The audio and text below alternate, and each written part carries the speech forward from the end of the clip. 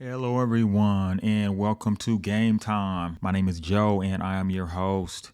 And today I'm going to give you a little preview about the Kansas State Wildcats football team 2023. Talk a little bit about the game we got coming up on Saturday. And, I think we're looking good, y'all. Let's do it. Let's take a look.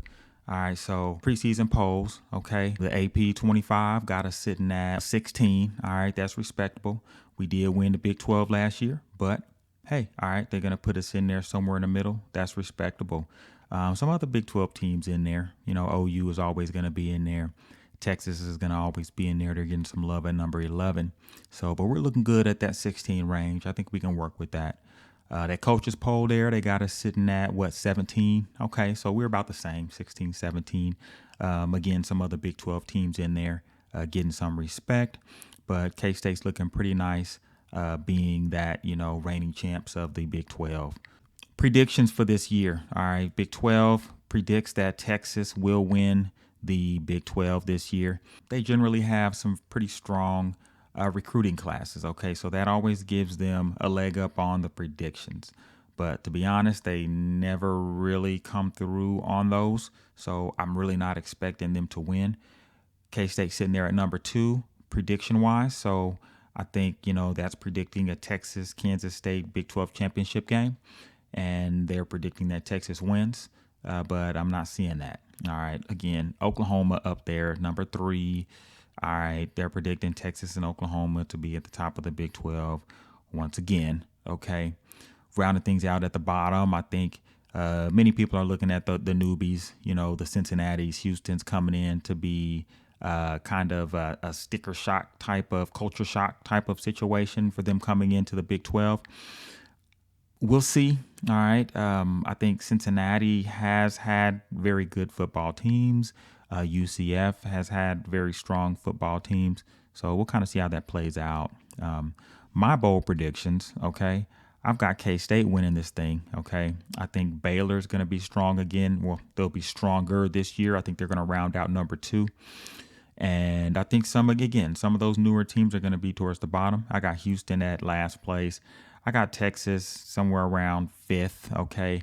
I think they're going to underachieve like they normally do, okay. But bold prediction, I think K-State is going to repeat.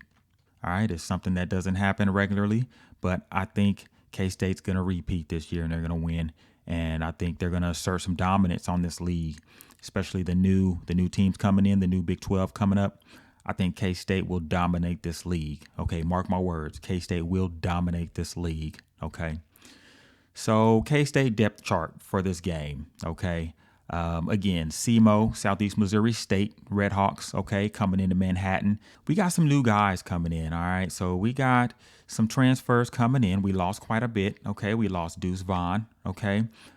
We lost Malik Knowles, all right, from our offense. On defense, we lost corner Echo Boydo and Julius Brents. Okay, I think Echo Boydo was a safety. Julius Brents was a corner, all right? Felix Anudike Uzama, okay, our DN, we lost him. He was solid, okay? So all those guys are NFL players now, so we're going to have to replace those guys. Big name coming in, running back by the name of Trayshawn Ward. He's supposed to be solid coming out of Florida State. He's also sitting there at the starting spot, right, at running back, which is actually surprising to me because I expected DJ Giddens to start. DJ might be hurt. Okay, we'll kind of see how that plays out. But I really think DJ fits into this offense very well.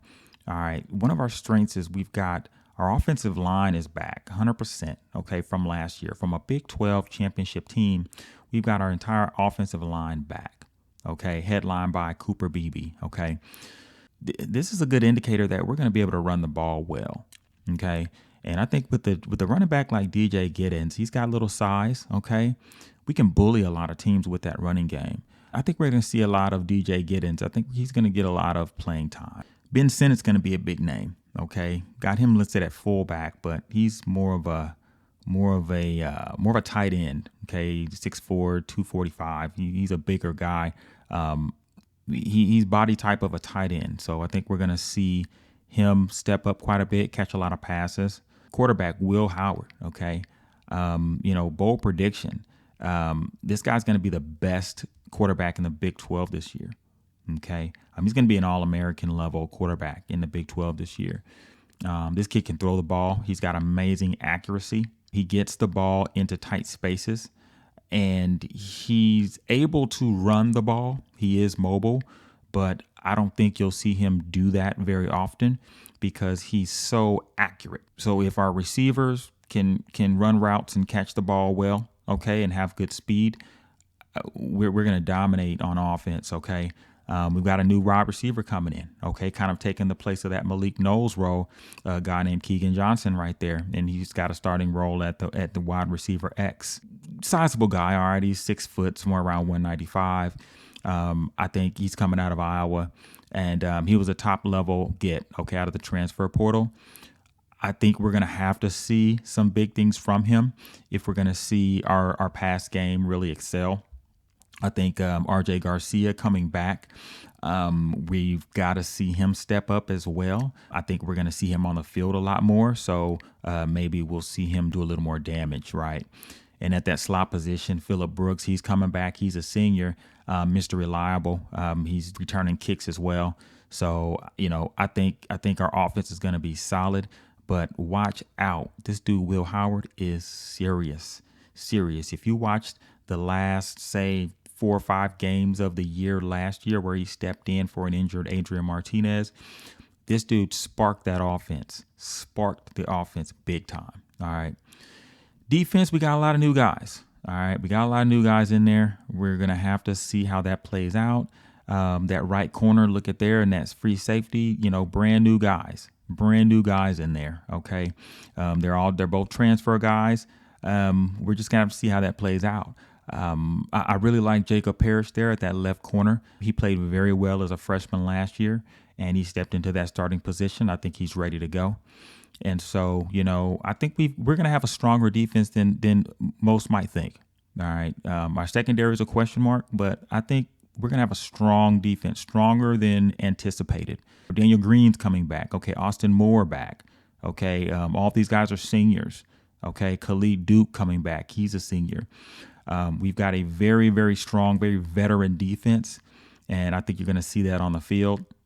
A lot of freshmen coming in there, but it looks like they're getting some playing time, so they're good. Okay, so they've got some seniors there to kind of lead them in and teach them, how to play in this defense. So I think we're going to see some big things. So the game, okay, all right, Saturday, 7 p.m. All right. At home against Southeast Missouri State. This is an FCS team, okay? So, in most cases, you're expected to win, okay? You're expected to win these games, all right? This team's solid, okay? They were first in their league last year, Ohio Valley Conference, finished 9-3 in the FCS, and they were undefeated in their league, okay?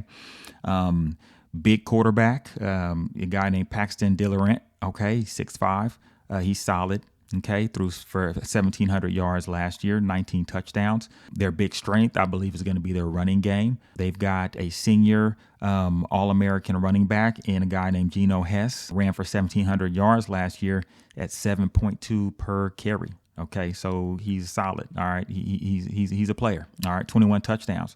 3-time first-team All-American, okay, in that Ohio Valley Conference. So, I think if they're going to compete, it's going to be behind that running game.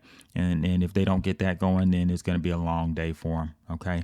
So my prediction for this game is going to get out of hand. They are not going to be able to run the ball on us, and they're not going to be able to throw the ball, okay? And they're not going to be able to stop this offense with Will Howard at the helm, okay? I'm looking at a 48-7 blowout win.